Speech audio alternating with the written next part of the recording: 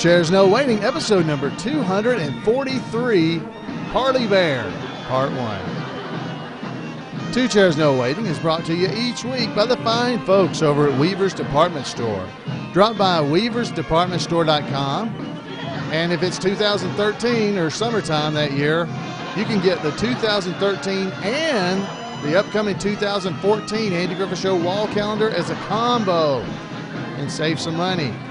So if you didn't get 2013, go ahead and get both of them over at weaversdepartmentstore.com. Two Chairs No Waiting is also brought to you by listeners just like you.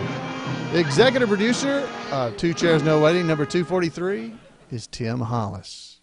That's right, ladies and gentlemen, Tim Hollis from over at the National Lum and Abner Society. So it's brought to you by really Tim and Donnie Pitchford. And I want to thank them for their support of Two Chairs No Waiting as they provided us our content for tonight, all about Parley Bear, Mayor Stoner. You know, Roy Stoner. Hello, Ralph. This is Roy Stoner. Stoner? Yeah, S-T-O-N-E-R. Parley Bear. Now, we've done episodes before about Parley Bear. Now, it was episodes number 66 through 71 of the podcast. Wow, that was a long time ago. Talking about Gunsmoke, and that featured him a great deal. So if you have not heard those, you can go back into our archives and look for episodes number 68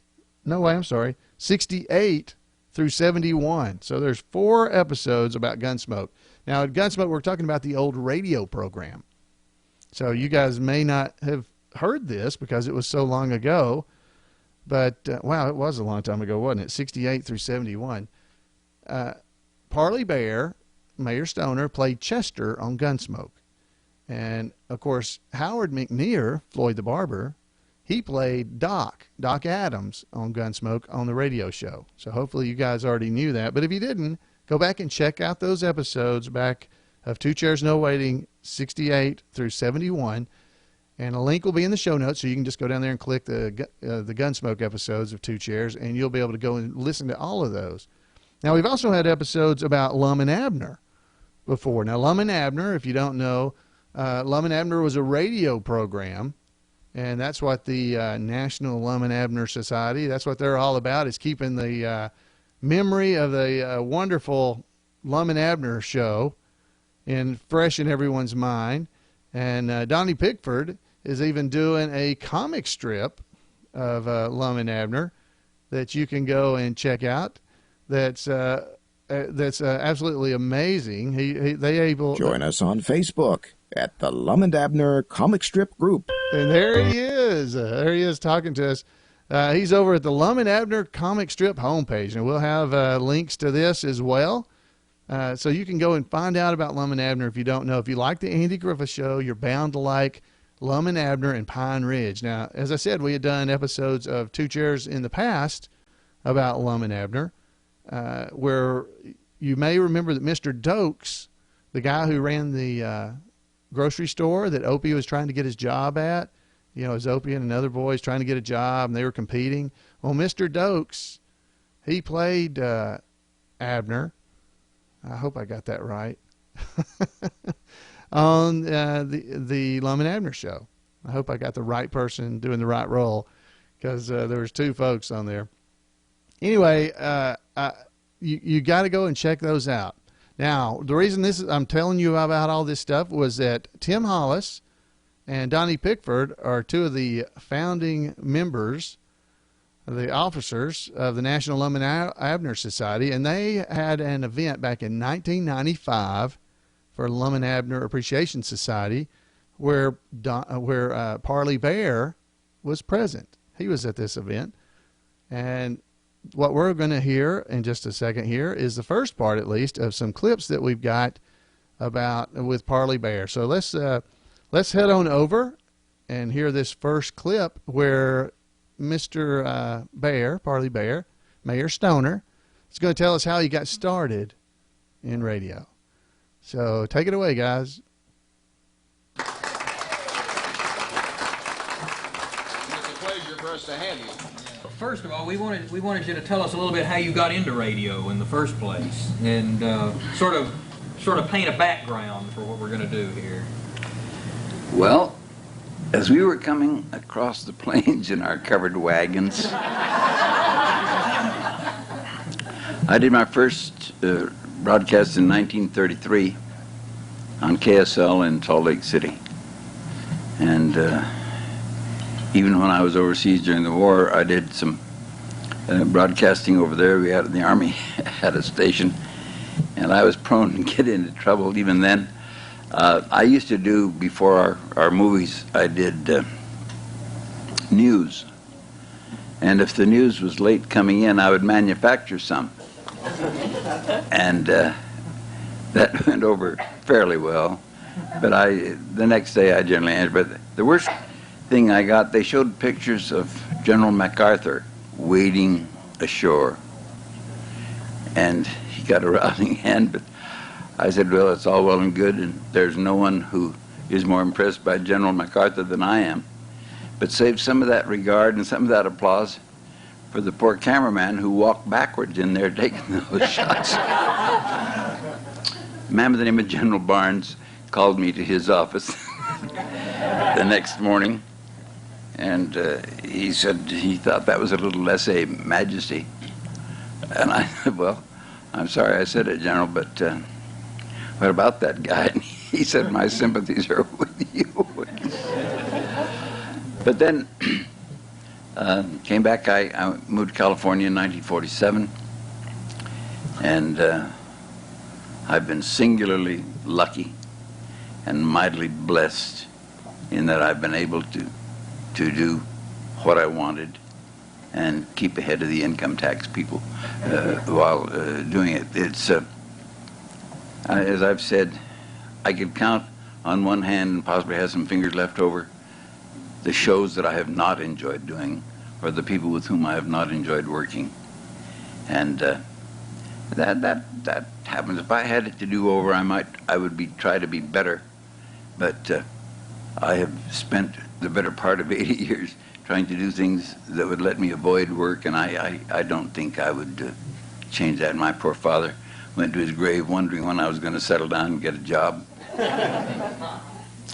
And some other members of my family have expressed that desire too sometimes. But it's I have been so lucky, and while I have not been spectacular, I thank God for having a fair degree of durability, so that we can come. And I've met so many wonderful people, made so many wonderful friends. And I'm continuing to do so. I come to groups like this. It's made it all worthwhile. And thank you for letting me be a part of your lives. All right, so that's our first part there with Parley. Now, that was how he got started in radio. Now we're going to go hear him tell a little bit about Gunsmoke. Now, this is where he first starts talking about appearing on Gunsmoke and how he got, I believe, how he got that job, about appearing on there. So let's go in here. And the first person you're going to hear talking is Tim Hollis, and he will be asking the question of Parley as we join him. So let's head back over to Pine Ridge, Arkansas, to the National Lum and Abner Society convention, I guess it was, or get-together that they had back in 1995. Of course, your biggest lasting thing came when Gunsmoke came along. Was that the first big... Well, it was the biggest. It lasted the longest. But like I say, I did the Count of Monte Cristo for 5 years. I was on those Websters. I served time on the Cisco Kid and Poncho, and a lot of those things. Red Ryder. One of my happy memories of Red Ryder. Do you remember an actor named Willis Boucher, Bill Boucher? The name mean anything, but he did an awful lot of the Lum and Abner shows, and he was a magnificent actor, and he had a voice like low G on a pipe organ. He was just, and when he had to whisper, it just rattled your hocks. You know, he just, his whisper was a dull roar. And we were, a bunch of us on the show, we were chasing Red Ryder to do him a bit of no good, and Bill was leading the posse after him. He had a line supposed to be whispered. He said, "Watch him, man. He's tricky. Keep your finger on the trigger." And I recall that with a lot of joy. And then I pulled an equally bad one on a first nighter. One time I could feel those wounds on frosty mornings for years afterwards. That was a thing in the days of live radio. You every now and again you came across something that was not in the script and not intended. There was an actor named an announcer named Dick Anderson on ABC, and I don't know, he had a mental block with my name. He never announced my name on a thing that he got it right. And when he'd see me in the cast, he'd start to sweat. But it generally came out, Parley Bear. So I answered to that. Oh, there was a point. Oh, he mentioned being on a show called Those Websters. I might mention that show also featured. So we're going to cut off of there now because they went on and talked about a few other things that were related to that. Now we're going to jump over, and as part of the video, they again went back to Gunsmoke and old-time radio in general. And this is an interesting piece, I believe. So I hope you're going to enjoy this part. So let's head back over and check them out. We, as a profession, are grateful to you people who have organized and kept alive old-time radio, because, you know, the records that you have kept and the tapes that you have and the things that you have collected and made it a job of love and faith. You have preserved so many performances that might have been lost, because when television reared its ugly head and made inroads on radio, they took these old air checks out by the truckload, took them out to dumps and to garbage, and burned these performances, like the Barrymores and Irene Dunn, all of the great people of the past who had done radio shows. And it's just criminal that those performances were lost, but people like you have kept them alive, and we as professional actors are grateful to you for doing that. Of course, everyone knows him as Chester from Gunsmoke, but on occasion he would play other characters on that program. We have a little clip here in which he appeared as Chester's father.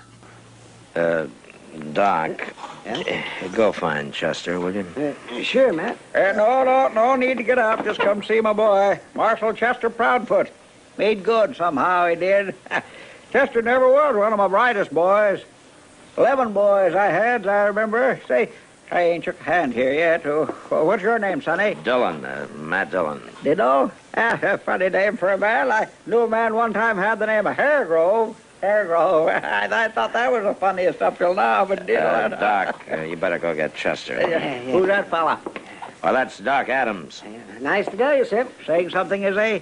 I said it's nice to know. My name is Wesley Proudfoot. Sire to Marshal, turns out. Yes, sir. 11 boys I had. Chester was nowhere near the brightest.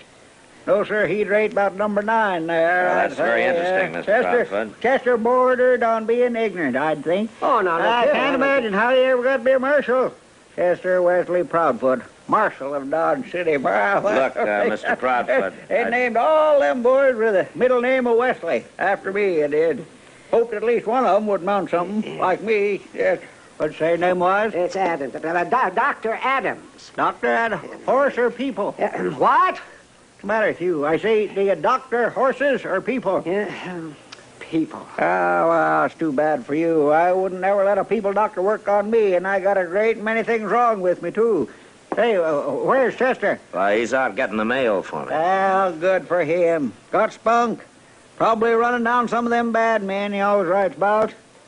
Used to have an assistant named Dillon working for him. Whatever become of him? Dillon, that's me, Mr. Proudfoot. Matt Dillon, that's me. Oh, yeah. Well, you do a fair job, according to Chester. Says he can usually depend on you. Well, that's very nice of him. Look, Mr. Proudfoot, maybe you should know something. Hello, Doc. Chester. There wasn't none too much mail, Mr. Dillon. Forget it, Chester. What? Chester, You've got company. Who's a fat fella? That's Chester. That's the Marshal Proudfoot. Pa, you know, Mr. Dillon, oh, Pa, That you, Chester? Yeah, that's him, Mr. Proudfoot. Ah, you fatted up a good deal, Chester. Your assistant here looks better than you do. I'd like an explanation. Matter of fact, so would I, Chester.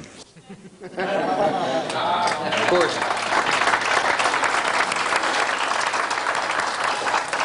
Of course, also in that, of course, you heard Marshal Dillon was William Conrad, who younger people know him from television as Cannon or from Jake and the Fat Man or maybe as the narrator on Rocky and Bullwinkle. He was into a lot of different things there.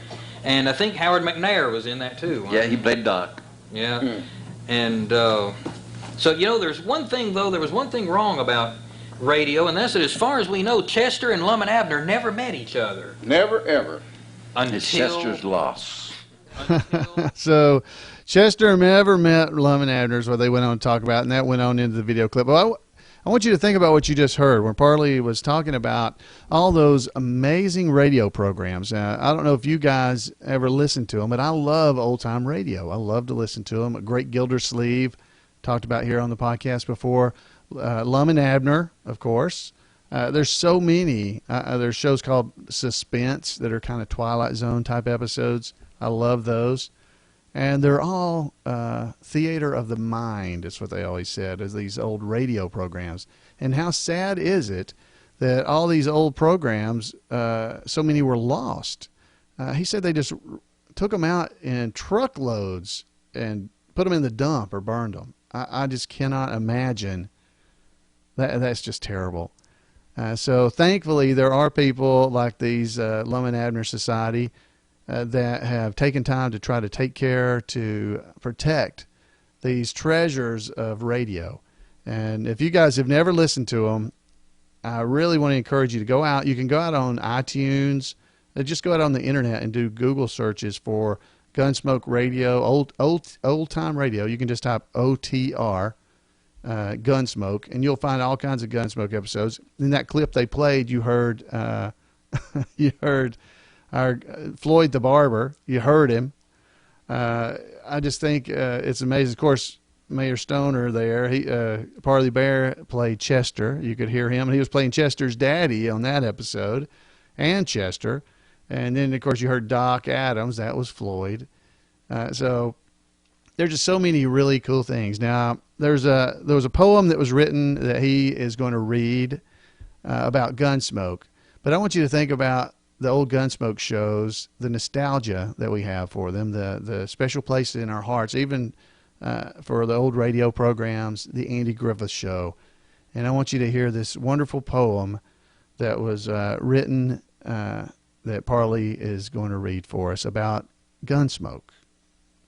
A poem about Gunsmoke you were going to read. Yes, you know, this is a great reward. I am subject to sentimental attack at the time, but this really touched me.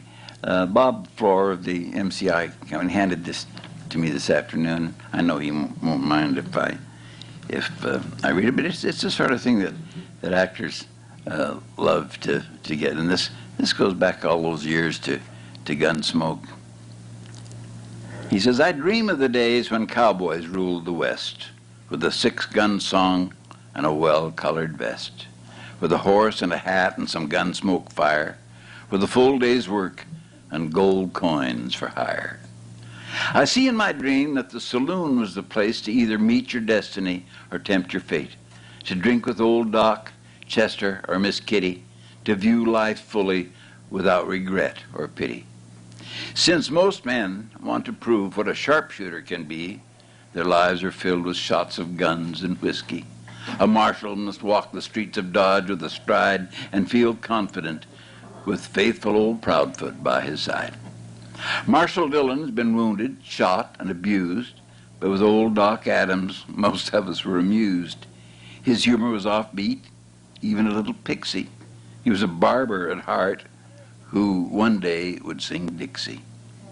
The stories were stories of an outcast corps, and in the end our hero would even up the score. Marshal Dillon's great gunplay will never yield. For that we can thank Meston and Crutchfield. There are few in this world that are Gunsmoke true, but those that are through and through. And when the job is done and it's time to rest, I notice that God made the sun set in the west. Isn't that wonderful? Yeah. Isn't that wonderful? That definitely was wonderful. That was an amazing. I think you can just replace Mayberry for Gunsmoke in most of those cases, and we get that same nostalgic feeling. So that's our first part of hearing from Parley, and I hope you've enjoyed it. Most of it is about old-time radio. Now, next week, we're going to talk about some of his Disney movies that he was in and the Andy Griffith Show, and he's going to talk a good bit, at least some about it. So you're going to hear several little interesting tidbits. I got at least one out of the whole thing that was something about the Andy Griffith Show I didn't know. So I hope you guys are enjoying that. Parley Bear, Mayor Stoner from the Andy Griffith Show. It's just, this is another little insight into a show that, the Andy Griffith Show that's, 50 some odd years old. And so I'm always out there trying to find little tidbits about the actors and personalities that were involved on the show. And I hope you're enjoying this. I want to thank again the National Lum and Abner Society for helping us come up with these wonderful little tidbits. I want to thank Tim and Donnie Pitchford and Sam Brown as well. He's on the video, the original video that we're pulling from. And I don't know if there's a way to get a full copy of this DVD or not, but I will check on that with Tim to see by next week so that you guys will have an opportunity, if you'd like, to get the entire DVD, because this is just little bits of it that I'm showing you. It's about a 2-hour DVD about with Parley. And it's definitely, I think, worth getting if you're a fan of the Andy Griffith Show and just have that nostalgic bone in your body. So, folks, hey, I'd love to hear from you. You can give me a call at 888-684-8415. Let me know what you think about Lum and Abner, about Parley Bear. You can also email me at floyd@imayberry.com. Drop by twochairsnowaiting.com, the website. You can leave a message right there on this episode. Or you can head over to our Facebook page at facebook.com/twochairs. However you'd like to hear from me, I would love to hear from you. Folks, we'll see you guys next week on Two Chairs No Waiting, your Mayberry podcast. Have a great week, guys.